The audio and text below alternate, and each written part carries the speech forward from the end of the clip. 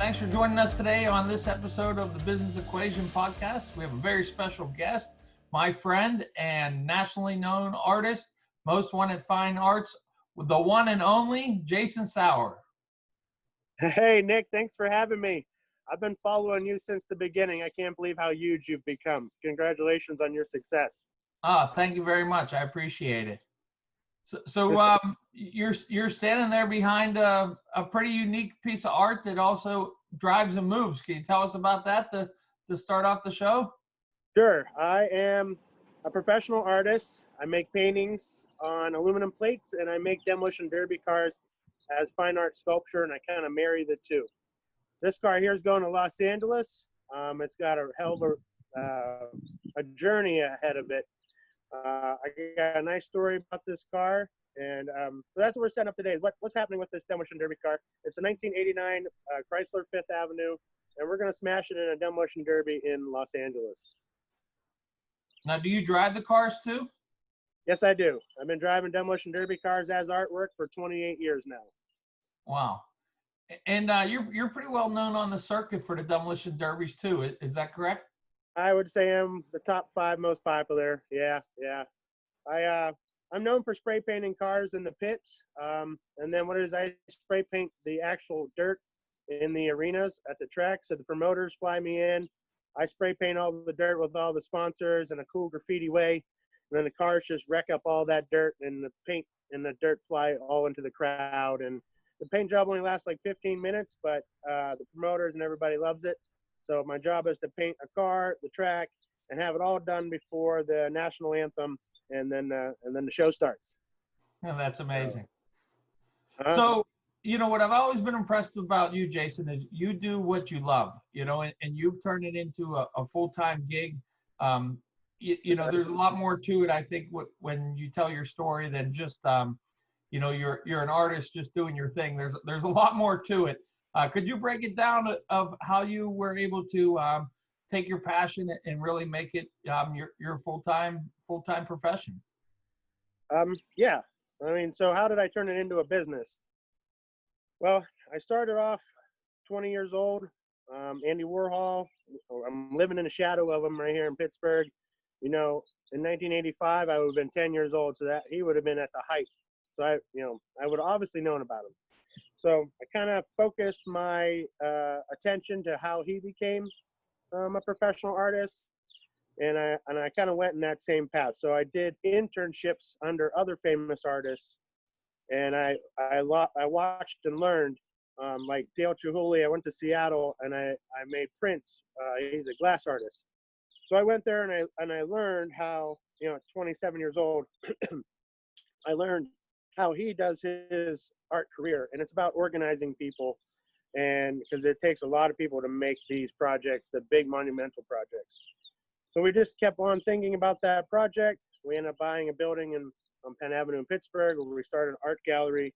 But mostly I just work nights and weekends, and I treat this business like it's an emergency. Everything I do is an emergency. I wake up thinking about art and how are we going to get to the next level? How am I going to reach Jeff Koons, John Chamberlain? How am I going to get to these levels like Nick Bogatz? How am I going to get to these levels? All right? You got to get up and you got to be hungry for it. And that's and this is an unforgiving field. There's nobody to quit to. I just can't call Picasso and be like, I quit. You got to make it. You got to make it on your own, and you got to make it. So I do a lot of social media. I travel a lot extensively. I've been on tour for like 8 years. I just treat it like an emergency. I have to be there. I have to have these paintings done on time. I have to be at Art Basel. I have to be in New York. I have to be in LA. These things have to get done if we're going to be treated as a professional. Right? Yeah, absolutely. I think what I find interesting is, for myself, when we started with the pizza and beer, I always wanted to be in the same breath as certain restaurants and beer destinations in Pittsburgh. So I looked at what they were doing and tried to do, emulate them and try and do the same thing. And even on a bigger screen too, of nationally, looking around and seeing who's the best of the best and trying to be in the same breath as them. And that's really where we've had a lot of success. And it sounds like, you've done the same ideas. You're finding these great artists and trying to look at the way that they've done it and paved the path. And I think it's important for younger people out there listening to your story too, that to take the time to go apprenticeship under somebody that and learn their skills and the way they go about work too. But I love the emergency. That is such a great catch that you treat everything as an emergency. I think that's really special. Really, I think that's a good part of the formula there. Um, what can you tell us? I think it's interesting. I know a little bit about the Art Basel that you go to, but that's another, Art Basel. Can you tell me about the event? Like it is such like correct me if I'm wrong, but it's like the Super Bowl of the art world. It is. It'd be very similar to you winning the pizza title of the United States and the world. It is the biggest art show on planet Earth. It's in Miami, and it's held the first week of December, and 200,000 artists descend on the place trying to show their art. Everybody's wanting their time and their attention. They're putting enormous tents over the beach, laying down wood, and they're air conditioned. So we go there and we participate, and we want to be shown and with the best of the best. So I'm in a building that has Picasso, it has Warhol, it has John Chamberlain, it has all the artists who I admire, and I'm in the art show as a group show with them, and I'm trying to show them my paintings, and this derby car is worthy of of this elevation of a blue chip artist. And it's a unique enough craft, and maybe I have enough identity that people like it, and they seem to do. So we sell our painting every year. The derby car has been at ground zero at Basel House, which is the Graffiti Hall of Fame. So we are hitting both things. We're in Wynwood, which is where the cultural mecca of Miami is. I am downtown, front and center, with this derby car in Wynwood, and then I have my painting inside the convention center with everyone else that's doing this. So we go down there and we hit it hard. I got my truck. We circle the block all the time, and we start this derby car, and people just come crazy. They just are like, "What is that?" We're making art. One thing that impresses me and I really enjoy about you is, marketing guys like marketing guys. I'm always trying to go out there and find the next thing to draw attention to Caliente, myself, and anything I really can do. And then, I think your marketing is just genius. So here you are at this show with 200,000 people. Can you please tell one of my favorite stories about how you the painting with the girls and trying to get everybody looking at your booth? Because think about it here. This is what I'm trying to get across to the audience is you have to separate yourself. You have to have a different mentality, having that emergency mentality. And then when you're out there trying to sell your products and your goods or make a name for yourself, you have to be different. So if this story coming up isn't different, I don't know what is. So go ahead. You're talking about the one where I hired the lady for dancing in front of my sculpture? Yes, yes. All right. So it's my very first time there. I want to make a name for myself. I'm like, they asked me to bring one of my sculptures. They asked me to bring a grinder, and they asked me to make sparks all the way through this place. That's all they told me, and I was not going to let them down. So I showed up with a 20-foot long sculpture with my name written 8 foot tall, Sauer. And then I hired a young lady to do a dance in front of my sculpture. Let's call it an interpretive dance. And so I entered the stage, my booth, as you will, shirtless, full tattooed, with a giant grinder. I start grinding, sending sparks. The young lady is pulling off outfits, and she's getting less and less, and she's dancing. We have music playing. A crowd is gathering. I look across the crowd. I see a man who I know from the Hollywood. It's Jack Black. He gives me a little head nod like that. That's probably the best feeling I ever got. I'm grinding away. She jumps into the paint. She's got paint on herself, and like this all lasted 6 minutes. 6 minutes, boom. And then I ground I had my face on a door, and I ground my face off the door, and I repainted my face really quickly as a ghost, as if I was reinventing myself, was the metaphor of the piece. And so she's nearly naked. I'm covered in paint. There's grinder marks. The whole building has come to a stop. the fire marshal is there because I'm sending the sparks to the roof and up and over into other participants. People are upset. Oh my gosh, it's great. I couldn't get any better press. I loved it. So, and they couldn't wait to ask you back for next year, right? yeah, they did, and then they canceled. They're like, too risky for us. We're gonna dial it back. So I blew up the stage literally. So it was fun. It was fun, and they ask me back every year. I get front and center at the door. I get a 10-foot painting. They like my style. They like what I do, and because of that, they just don't want me to do it again. But because of that, they remember me forever. I think that's just, yeah, that's genius marketing. Yeah, I mean, it really is, you know, and it's also taking advantage of the opportunity. That's a lot of times what the entrepreneurs have to do is you get that one little chance to make a name for yourself, and you gotta take advantage of it, right? I rip my shirt off every time the cameras come rolling, flex and point, and I'm like, I'm here to win. I'm here to win. I want to participate. I want to win. What do we got to do? That's great. So how has your mentality, the emergency mentality and everything that you do, how has it been affected over the last 3 months of our quote unquote new normal that we've been facing with the pandemic? How have you been faring with everything that's going on?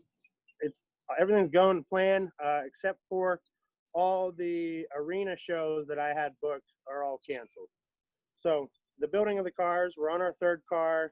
On the other side of this camera, you can see that we're putting in a new addition to start our art car or our derby car museum. So things are going really well. We're building. We should be up and running by mid-August, the new Most Wanted Fine Arts. So I've been driving places and just spray painting cars and filming them for my YouTube channel, which is on Most Wanted Fine Art. So I drove out to Indiana and I spray painted a car and it went really well, and it's a parts manufacturer. So I'm just using this time to get better at video editing, creating better content for my videos, and then getting these cars painted and everything's ready to go whenever July hits and we start hitting the road again. And so some things are canceled, but some things are not. So I have to keep the art career moving. So that's why we're going to Los Angeles. We have another car we're taking to Los Angeles, so we're going to make some graffiti art with another professional artist there. So I'm doing a collaborative piece with a West Coast artist here next month or in 2 months to, again, help build the brand. He and I both will generate new followers from each other. And so we met each other in Miami. So Miami was very important. It got me to Los Angeles. You know? Great. So where is your, you've got a bunch of cities that you're going to, right? Yeah. Can I tell you a quick story about this car? Maybe we'll get that all. Yeah, all right. Go ahead. Yeah, I'd love to hear it. All right, so this right here is the Santa Nino de Atocha. Santa Nino de Atocha. It is a patron saint of those unjustly imprisoned. It's a Roman Catholic patron saint. It's very popular in the Latino community. So I asked my friends in Los Angeles who their favorite patron saint was, and I painted this whole car built around patron saints. So we're taking this car to Chimeo, New Mexico, just north of Santa Fe, and it's the most pilgrimage site for Roman Catholics in North America. And it has sacred dirt. So we're going to have the car blessed by the priest. We're going to get some sacred dirt, and we're going to take sacred dirt to my homies out there in California, and they'll get little jars. And so we're trying to make this car have more significance in a cultural value as an art piece. So when we get there, that's what this car is. So we're going to be stopping off in Kansas City. Santa Fe is 20 miles from here. Then we're going to go to the Yuma Marine base to pick up my little sister.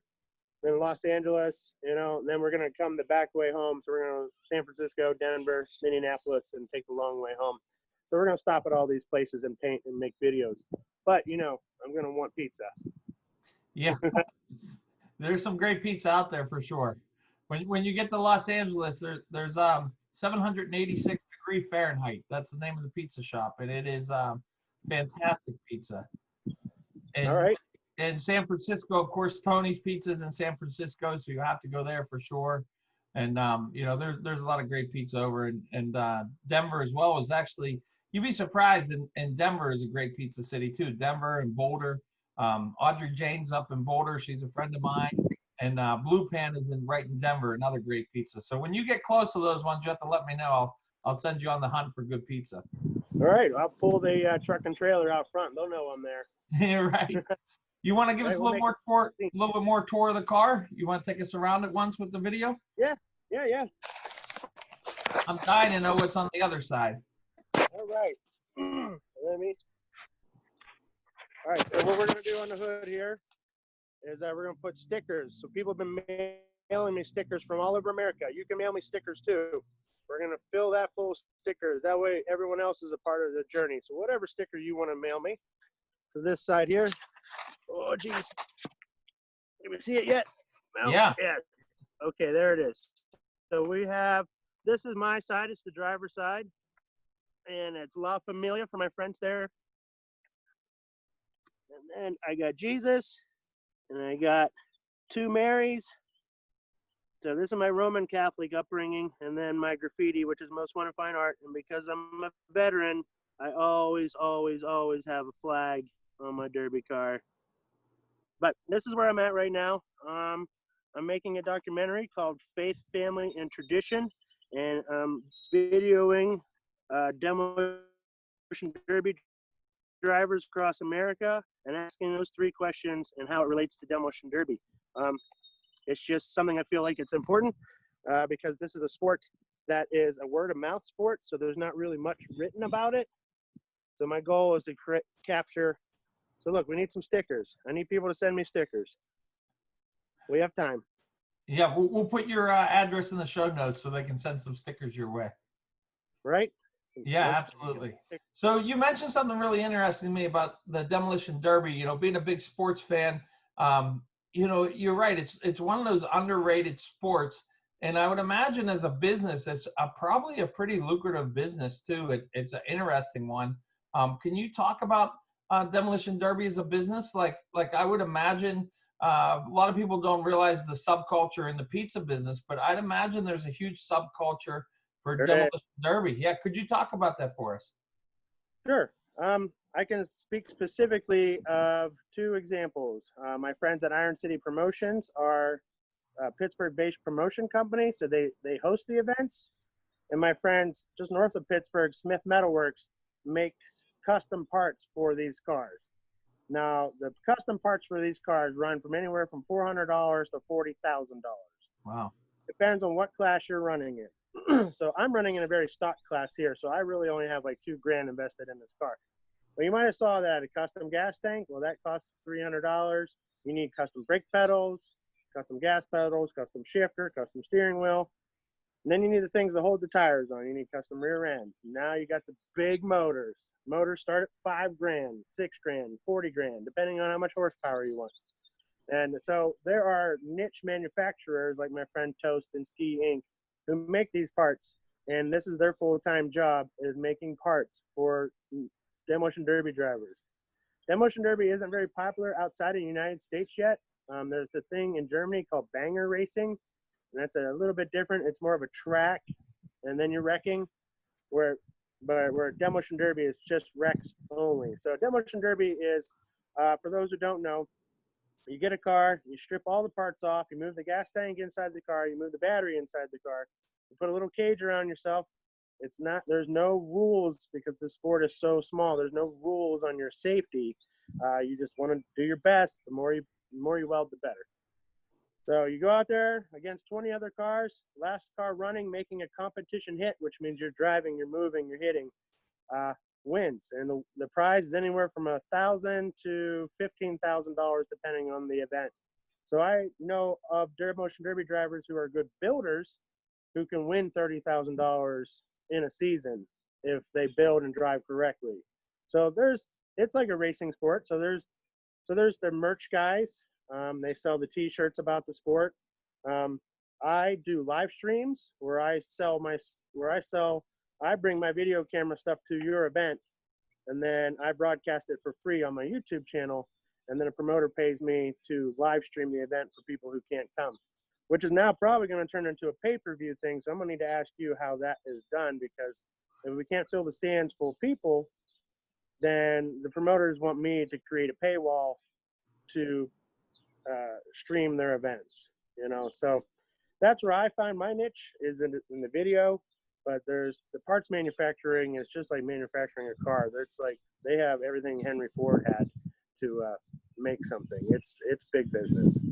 So how did you get started in the demolition derby, and then how did you also blend the demolition derby with your artwork too? Because for people that may not know, like you have all kind of forms of art, but they're not all on cars, you know. So you can talk a little bit about, you know, those kind of questions and kind of give us some answers to those. Sure. Well, the first piece of art I ever sold was on the bus when I was in second grade. I sold a drawing of a bird for 10 cents to a first grader. I was hooked. Selling paintings now, rest of my life. High school, I did oil pastel drawings of Shakespeare and other famous literary people, and I sold them to the local gallery framing shop, and then they resold them after they framed them. So I was always interested in how am I going to sell paintings, make paintings. This is important to me. So when I got to college, so I went to the Army first, and then when I got to college, I had a very influential professor. So I'm trying to recreate the wheel over here. I'm like, okay, am I Picasso? Am I, you know, Rauschenberg? Who am I?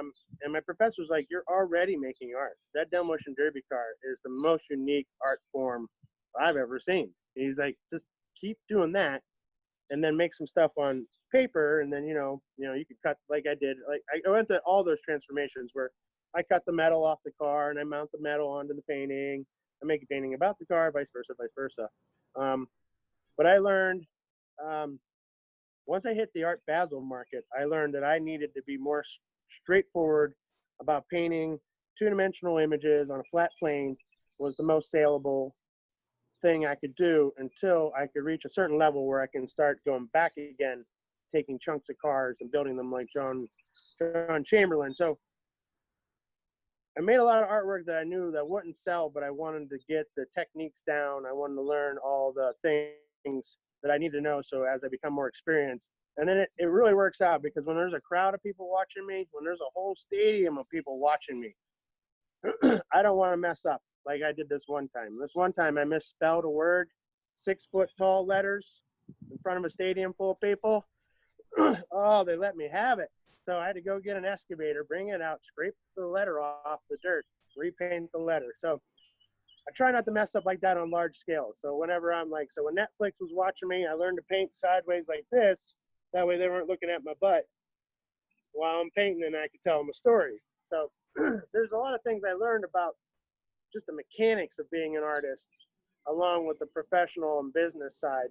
But I'm exactly where I want to be right now. I am the most blessed, and I have the most passion I've ever had for art, and things are going really well. So, so now I'm back to like making art about what I want to make. So, this might be controversial. People might not want religious stuff. So I'm like, I'm talking about my life. My life has girls that pose on these cars. My life has young men recently released from prison for my community service. Like,